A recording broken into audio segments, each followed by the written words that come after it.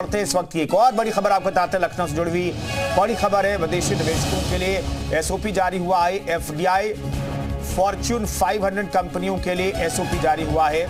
बड़े निवेशकों को प्रोत्साहन दे रही है सरकार। क्षेत्र के हिसाब से स्टाम्प ड्यूटी, रजिस्ट्रेशन में भी छूट की बात कही जा रही है। 50 से 100% की छूट देगी योगी सरकार। गौतम बुद्ध नगर और गाजियाबाद में 50% छूट देने की बात कही जा रही है। मध्यांचल और पश्चिमांचल में 75% छूट मिलेगी।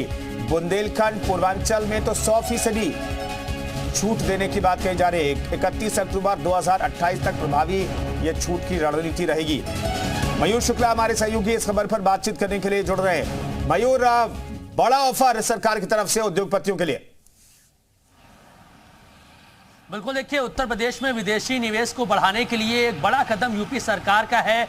G20 समिट यहाँ पे होता है, इन्वेस्टर समिट ग्लोबल यहाँ पे होता है, तो ऐसे में एक ये और कदम आगे बढ़ाया गया है कि जो विदेशी निवेश है उनको कैसे आकर्षित किया जाए। और उनको अब अगर जमीन लेनी है तो सबसे पहले उनका फैसला 7 दिन में होगा। अगर वो अप्लाई करते हैं ऑनलाइन फॉर्मेट से या फिर ऑफलाइन फॉर्मेट से, तो 7 दिन के अंदर उनका फैसला करना होगा और उनको भारी छूट दी जाएगी। अगर वो जमीन खरीदते हैं तो स्टाम्प शुल्क और रजिस्ट्रेशन जो फीस होती है वो अलग अलग इलाकों के हिसाब से माफ की जाएगी। अगर हम पश्चिम की बात करें तो वहां पर लगभग 50% तक छूट दी जाएगी।